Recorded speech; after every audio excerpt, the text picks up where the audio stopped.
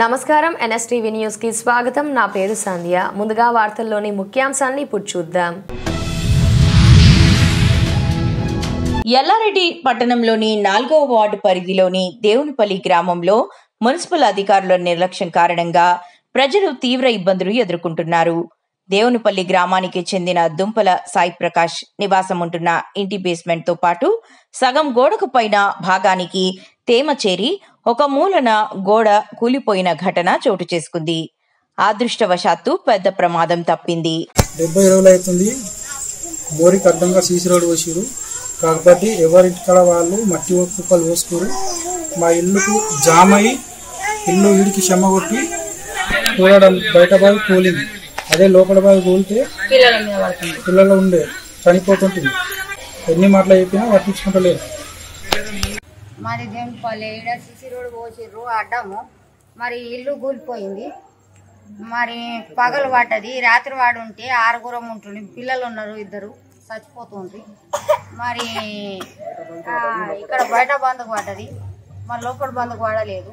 మరి అక్కడ మోరి కట్టిండ్రు, సీసీ రోడ్డుని పలగొట్టిండ్రు. అది ఎత్తిపోస్తలేరు, పైపు వేస్తలేరు. యాడ కట్టలేసి నీళ్ళు ఆగిపోతున్నాయి ఇప్పటికీ కూడా. మరి ఇంకా ఎన్ని రోజుల దాకా ఆపుతారు ఇట్లా? మున్సిపల్ ఆఫీస్కి వాళ్ళకి చెప్తే వాళ్ళు పట్టించుకుంటలేరు, రాస్తలేరు, చూస్తలేరు. ఏమనంటే అస్తం పో అంటారు, రారు. మరి 70 రోజుల కొలే ఎందాక ఆగాలి. మరి మీకేం అధికారం లేదని మాకు ఒక ఫోన్ మాట్లాడితే మేము ఇల్లు అయినా ఇడిసబెట్టి పోతాం. ఇక్కడ ఐరాల మండలం కాణిపాకం శ్రీ వరసిద్ధి వినాయక స్వామివారి వార్షిక బ్రహ్మోత్సవాలలో భాగంగా శనివారం రాత్రి 18వ రోజు పుష్ప పల్లకి సేవ వైభవంగా సిద్ధి బుద్ధి సమేత శ్రీ వరసిద్ధి వినాయక స్వామివారు పల్లకిపై కాణిపాకం పురవీధుల్లో దర్శనమిచ్చారు.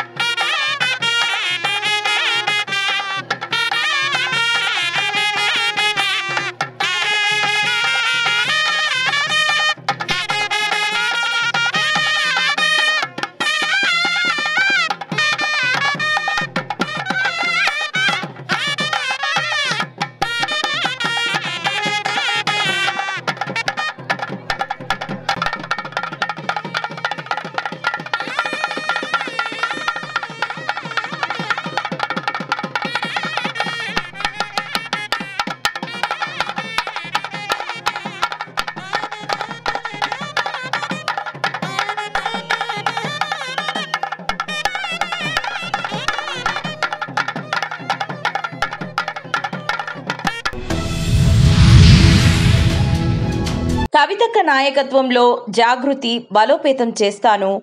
రాష్ట్రాన్ని కవితక్క ముందుకు తీసుకుపోతుంది.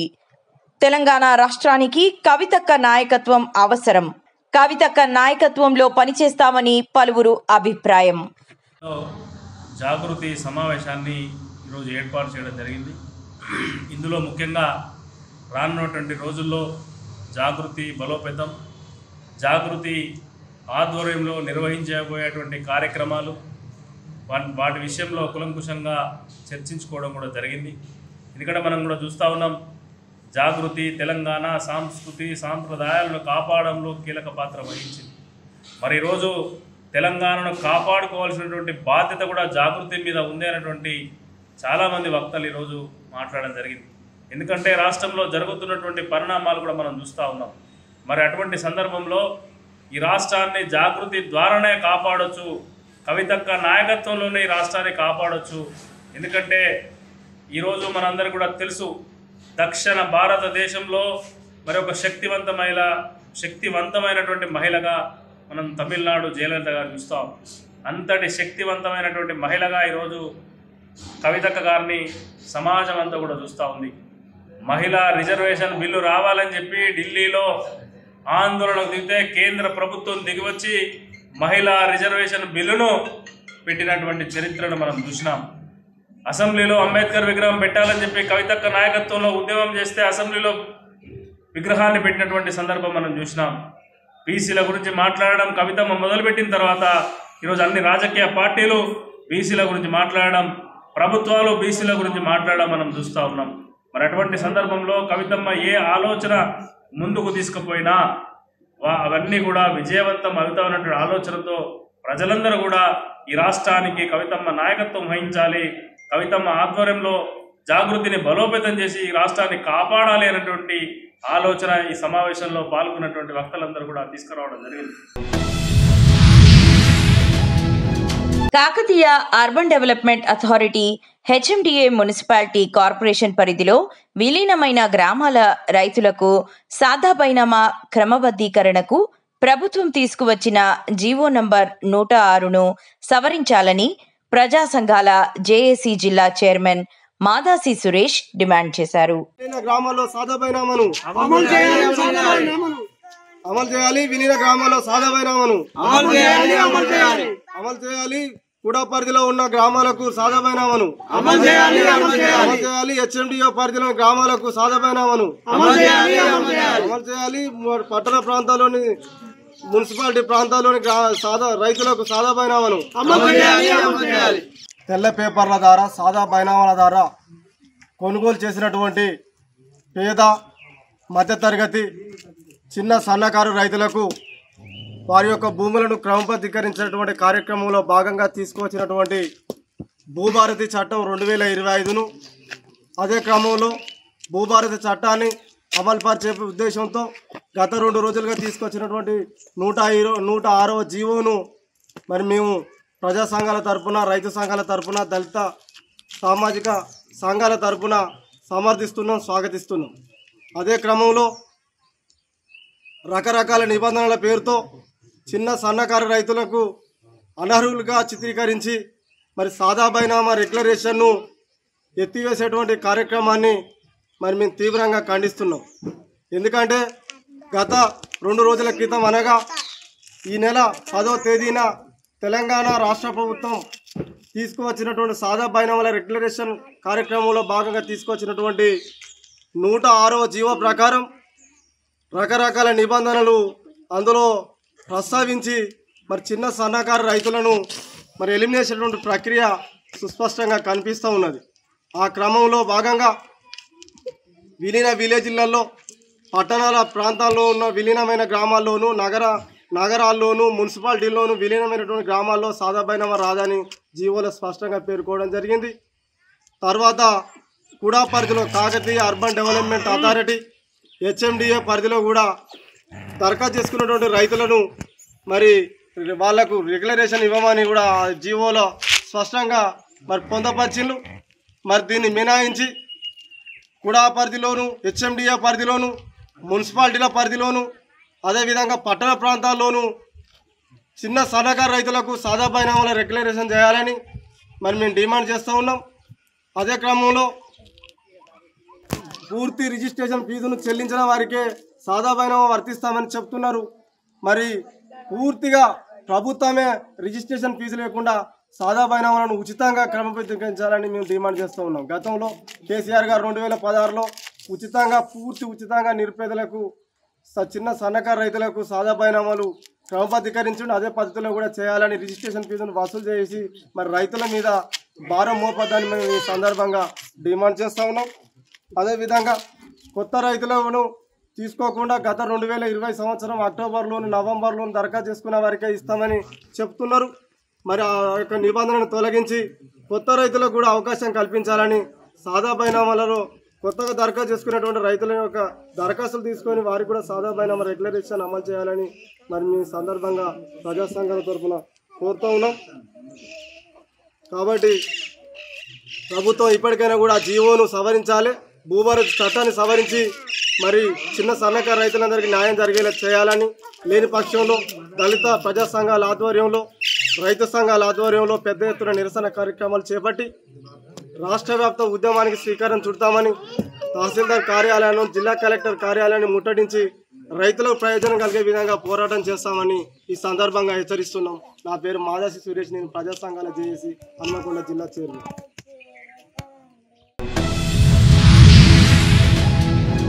జగ్గంపేట నియోజకవర్గంలో గాండేపల్లి మండలం జెడ్ రాగంపేట ప్రభుత్వ ఆసుపత్రికి ఎదురుగా ఉన్న ఆక్రమణలకు గురవుతున్న ప్రభుత్వ స్థలాలను కాపాడాలంటూ భారతీయ కాపుసేన జాతీయ అధ్యక్షులు కాలువ వెంకటేశ్వరరావు తీవ్ర విమర్శలు చేశారు. గత ప్రభుత్వంలో ఇదే విధంగా రాష్ట్రమంతా భూ కబ్జాలు జరగడం వలన వైఎస్ఆర్సీపీ పార్టీ కేవలం 11 సీట్లకు పరిమితమైందంటూ, అదేవిధంగా మీరు చేసుకుంటూ పోతే రేపు రానున్న రోజుల్లో మీ నియోజకవర్గంలో మీ ప్రజల పట్ల తిరుగుబాటు ఎదురయ్యే పరిణామాలు ఉంటాయి అంటూ వికేఎస్ కన్నా తీవ్ర విమర్శలు చేశారు. నమస్కారం, నేను బికేఎస్ కన్నా. జగ్గంపేట నియోజకవర్గం గండేపల్లి మండలం జడ్డరాగంపేట గ్రామంలో ప్రభుత్వ హాస్పిటల్కి ఆపోజిట్లో ఉన్న ప్రభుత్వ భూమిని తెలుగుదేశం నాయకులు కబ్జా చేస్తుంటే అధికారులు పట్టించుకోకపోవడం చాలా దారుణం. గతంలో వైఎస్ఆర్సీపీ గవర్నమెంట్ ఉన్నప్పుడు ఇదే విధంగా కబ్జాల మీద మనం కూటమి ప్రభుత్వం ఆ రోజు మనం ఉద్యమం చేయటం, తద్వారా వైఎస్ఆర్సీపీ గవర్నమెంట్ని ప్రజలు తిరస్కరించి కూటమి ప్రభుత్వానికి అధికారం ఇచ్చిన తర్వాత ఇలాంటి కార్యక్రమాలు జగ్గంపేట నియోజకవర్గ ఎమ్మెల్యే జ్యోతుల నెహ్రూ గారి అనుచరుడి పేరు చెప్పుకొని జరుగుతున్నాయి. మరి ఇది నెహ్రూ గారికి తెలుసో తెలియదో, నేను మా దాకా వచ్చింది ఈరోజు. మా దగ్గర పూర్తి ఎవిడెన్స్తోనే మేము మాట్లాడుతున్నాం. దీని మీద అధికారులు గనక వెంటనే చర్యలు తీసుకొని ఈ ఆక్రమణలు గనక అరికట్టకపోతే భారతీయ కాపు సేన బీకేఎస్ ఆధ్వర్యంలో ఒక రాష్ట్ర స్థాయి ఉద్యమాన్ని తీసుకొస్తాం. ఎందుకంటే ఆ రోజు కూటమి గవర్నమెంట్ రావడానికి ప్రధాన కారణం వైసీపీ మీద ఉన్న ఈ ఆక్రమణలు. ఏది ఆ రోజు ఇసుక మాఫియా, మట్టి మాఫియా, ఇట్లా భూ ఆక్రమణల మీదే పెద్ద ఉద్యమం జరిగే వాళ్ళ వైసీపీని 11 సీట్లో కూర్చోబెట్టారు. కానీ గవర్నమెంట్ వచ్చిన తర్వాత వాళ్ళ కూటమిలో కూడా కొంతమంది ఎమ్మెల్యేల ప్రబోలంతో ఈ విధంగా జరగడం దారుణం. దీని వెంటనే ఈ జగ్గంపేట నియోజకవర్గంలో జరుగుతున్న ఇంకా చాలా ఉన్నాయి ఆక్రమణలన్నింటినీ వెంటనే ఆపి అధికారులు కూడా దీని మీద చర్యలు తీసుకోకపోతే దీని మీద మేము రాష్ట్ర ముఖ్యమంత్రి, అట్లాగే ఉప ముఖ్యమంత్రి, అట్లాగే మన విద్యాశాఖ మంత్రి లోకేష్ బాబు కూడా దీన్ని మేము ఒక వినతిపత్ర రూపంలో ఇవ్వడం జరుగుతుంది. అదేవిధంగా రాష్ట్ర వ్యాప్త ఉద్యమానికి కూడా మేము పిలుపునిస్తాం. ముందు ఈ ఆక్రమణలు ఆపాలని భారతీయ కాపు సేన డిమాండ్ చేస్తుంది. జై హింద్. తిరువూరు మండలం చౌటపల్లి జి కొత్తూరు మధ్య ఉన్న వెదుళ్ళు వాగు పొంగుతున్న దృశ్యం. నిన్న సాయంత్రం కురిసిన ఎగువన వానకు వరద ప్రభావం ఎక్కువగా ఉంది. వరద ప్రభావం ఎక్కువగా ఉన్న గనివాగు దాటుతూ ప్రాణం మీదకి తెచ్చుకుంటున్న ప్రజలు, పట్టించుకోని అధికారులు. తిరువూరు మండలం చౌటపల్లి గ్రామం, ఈ కొత్తూరు గ్రామాల మధ్య వెదులవాగు పొంగి పర్వడంతో రోడ్డు మీదకి తారాస్థాయిలో వాటర్ రావడం జరుగుతుంది. అయినా కానీ కొత్తూరుకి చౌటపల్లికి గ్రామాల మధ్య ఉన్న వెదులవాగు పొంగి పరుతున్నా కానీ ప్రజలు ప్రాణాలతో చెలగాటమాడుతూ వాగు దాటుతూ ఉన్న పరిస్థితి మనకు ఎక్కడ కనబడుతూనే ఉంది. దీనిపై చర్యలు తీసుకోవడానికి ఏ అధికారులు లేకపోవడం, ఆదివారం అవడంతో పోలీసు వ్యవస్థ కానీ రెవెన్యూ సిబ్బంది కానీ ఎవరు లేకపోవడం జరిగింది.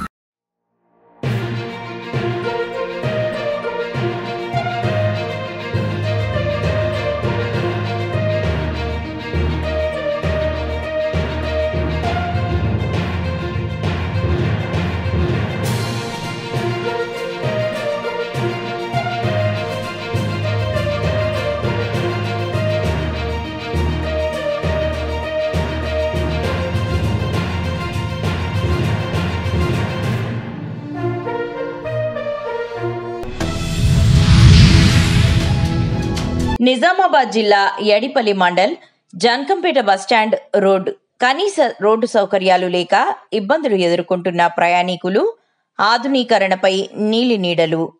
ఆర్టీసీ బస్టాండ్ నిర్మాణం చేపట్టారు. వర్షాకాలంలో నీరు పోవడానికి దారి లేక బస్టాండ్ ఆవరణలోనే నిలిచి పెద్ద పెద్ద గుంతలు ఏర్పడడంతో బస్సు డ్రైవర్లు బస్టాండ్లోకి రావాలంటేనే భయపడే పరిస్థితి నెలకొంది. ఈ క్రమంలో ప్రైవేట్ బస్సు డ్రైవర్లు బయట నుంచి బయటనే వెళ్లిపోదామంటే డిపో నుండి ఫోన్ చేసి డ్రైవర్లకు ఇబ్బంది పెడుతున్నారు.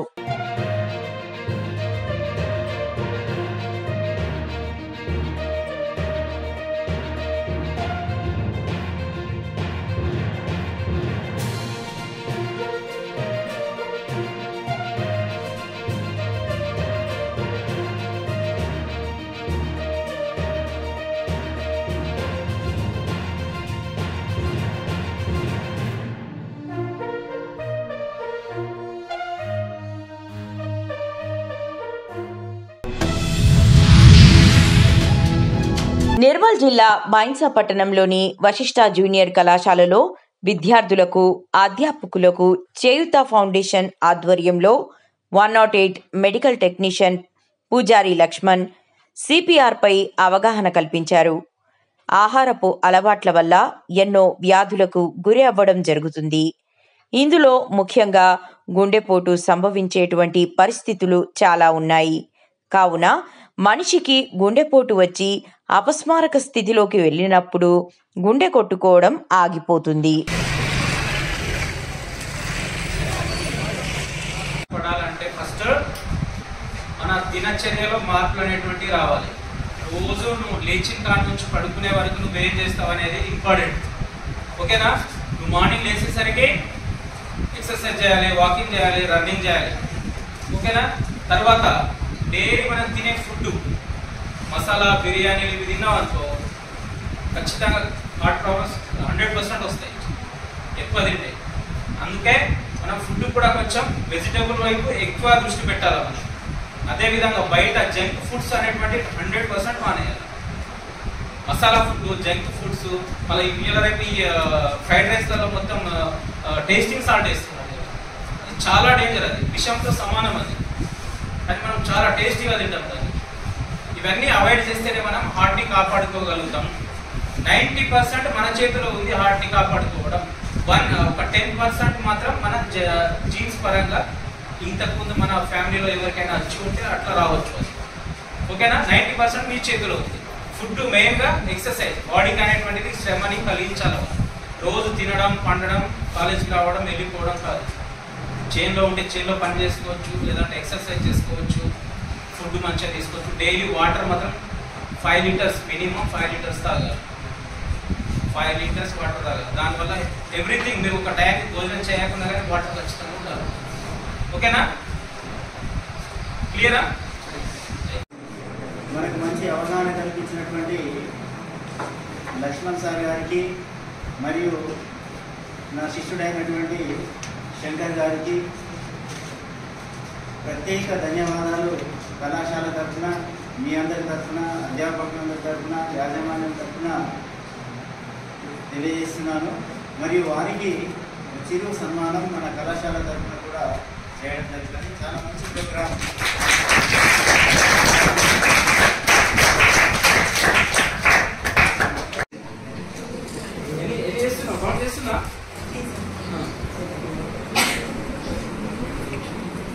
రైట్, 30 కంప్రెషన్స్ అయిపోయినాయి. ఏం చేయాలి తర్వాత?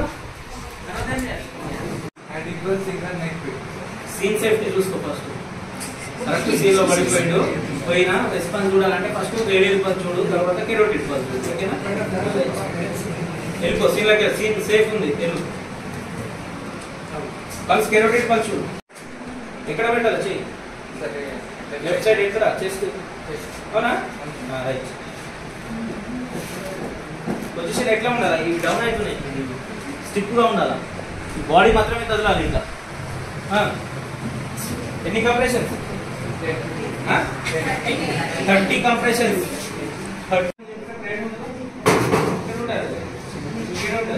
ఇక్కడ ఒక వెయిన్ ఉంటుందా? అవునా? ఆ వెయిన్ 2 ఫింగర్స్ పెడితే ఫీల్ అవుతుంది, పల్స్ వస్తుంది. ఓకేనా? అది కూడా ఆప్షన్ ఉంది. ఏం చేయాలి? సీట్ రెండు వేసి వచ్చి రైట్ హ్యాండ్ కిందకి రావాలి. మీకు బలం ఏది ఇంపార్టెంట్, లైట్ గా తీసుకోకండి. ఎవరైనా వచ్చి చేస్తారా బాయ్స్? రండి, ఇద్దరు రండి, తొందర రండి. ఇట్లా పెట్టిన తర్వాత మనం ఇవి డౌన్ పెట్టొద్దు. ఈ ఎల్బోస్ ఉన్నాయి కదా, ఇట్లా డౌన్ ఉన్నప్పుడు ఇట్లా వస్తుంది, స్టిప్ గా ఉండాలి ఇట్లా. అవునా? ఈ బాడీ మాత్రమే కదలాలి. ఈ స్టిప్ ఎట్లనే ఉండాలి. 1 2 3 4 5 6 7 8 9 10 ఇట్లా కంప్రెషన్స్ ఇవ్వాలి.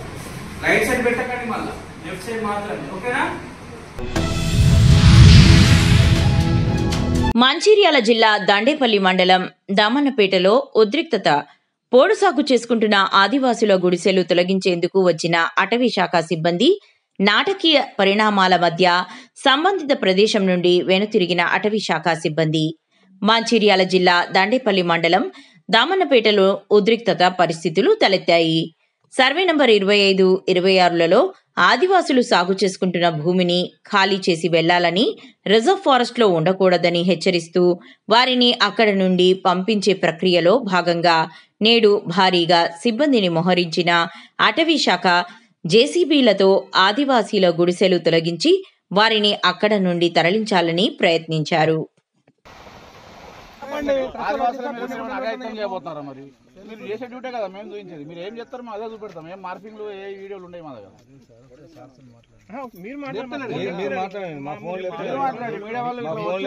మీకు మేము చెప్పేది ఏంటిదంటే మాకు వేసిన డ్యూటీ జరుగుతుంది. మా జాతి కోసం మేము ఇక్కడికి వచ్చి కలవడానికి వస్తే ఇక్కడ అడ్డుకుంటున్నారు.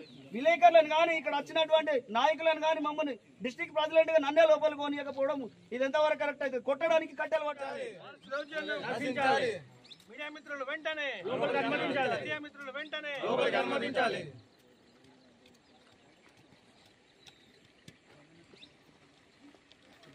మీడియాపై ఫారెస్ట్ అధికారుల వైఖరి నశించాలి. మీడియాపై ఫారెస్ట్ అధికారుల వైఖరి నశించాలి. మీడియాపై ఫారెస్ట్ అధికారుల వైఖరి నశించాలి. డిఎఫ్ఓ వెంటనే అనుమతించాలి. లోపలికి మీడియా మిత్రుల వెంటనే ఫారెస్ట్ దౌర్జన్యం ఫారెస్ట్ దౌర్జన్యం మీడియా మిత్రుల వెంటనే మీడియా మిత్రుల వెంటనే డిపిఆర్ఓ రావాలి. డిపిఆర్ఓ రావాలి. డిపిఆర్ఓ రావాలి. పోలీస్ ఎఫ్డిఓ రావాలి. ఎఫ్డిఓ రావాలి. ఎఫ్డిఓ రావాలి. ఎఫ్డిఓ రావాలి. ఫారెస్ట్ దౌర్జన్యం నశించాలి. ఫారెస్ట్ దౌర్జన్యం నశించాలి. మీడియా మిత్రుల వెంటనే లోపలికి అనుమతించాలి. మీడియా మిత్రుల వెంటనే లోపలికి అనుమతించాలి.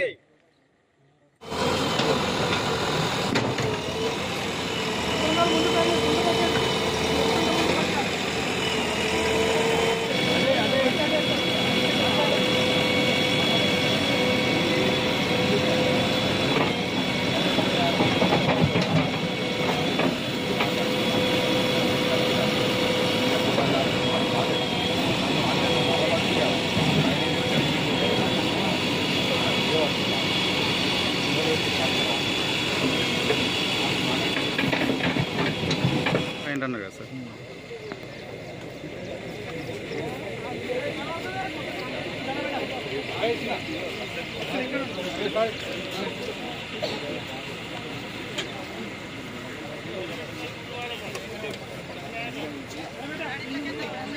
సార్ అంటే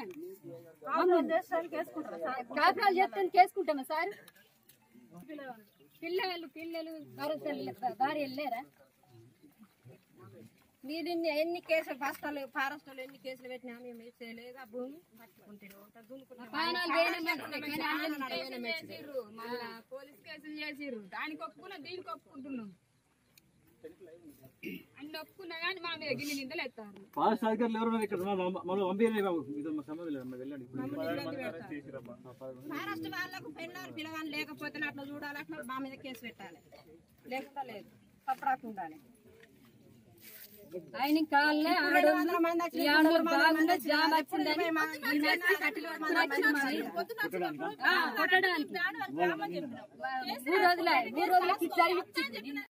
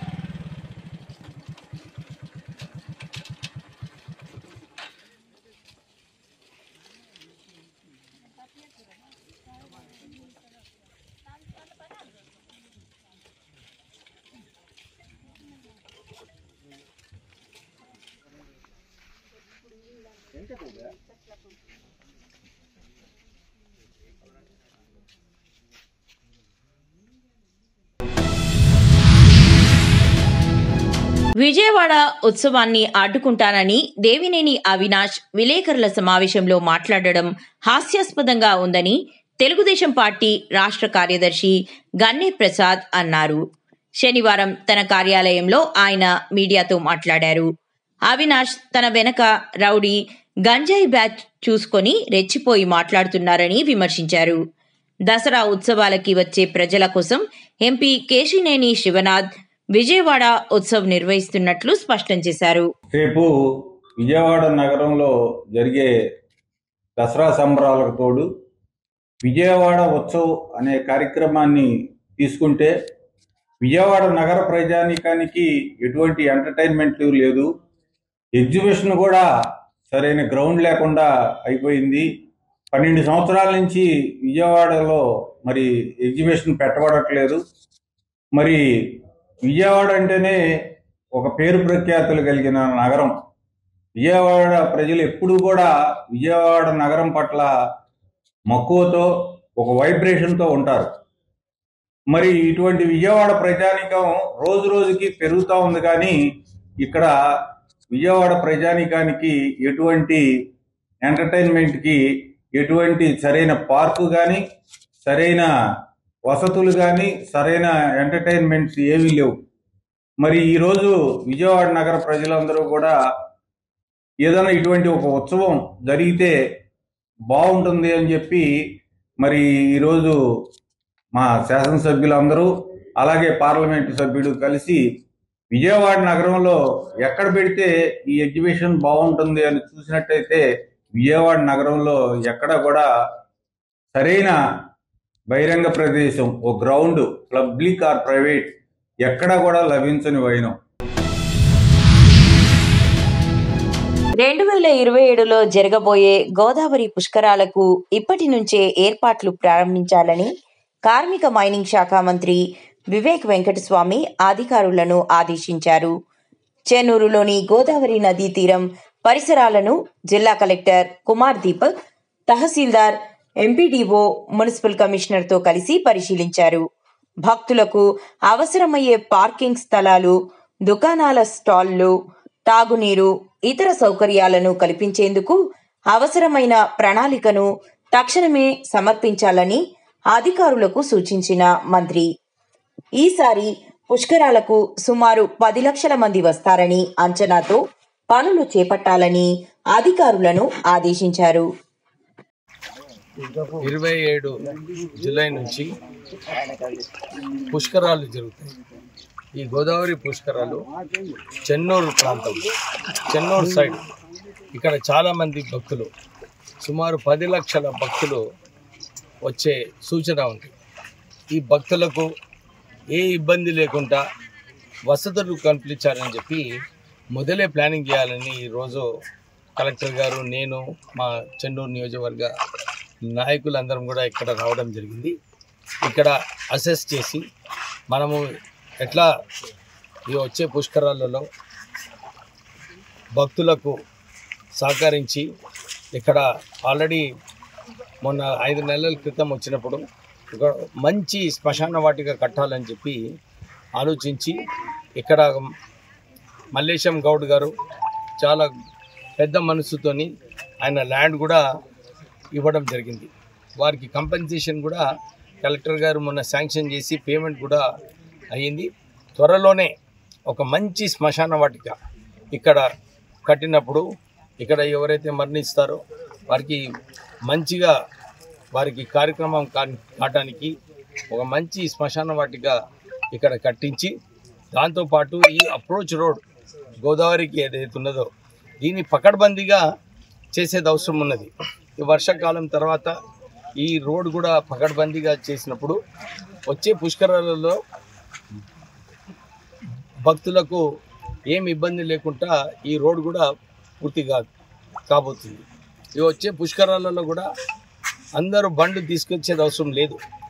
ఎవరైతే పెద్ద మనుషులు ఉన్నారో వీళ్ళందరికీ సెపరేట్ ట్రాన్స్పోర్టేషన్ ఇచ్చి సెపరేట్ ట్రాక్ పెట్టి వారు వచ్చి పోవడం జరుగుతుంది.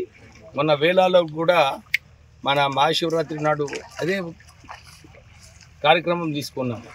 అక్కడ బండ్లు ఎవరి బండ్లు కూడా ఇంక్లూడింగ్ ఎమ్మెల్యే బండి కూడా పోలేదు.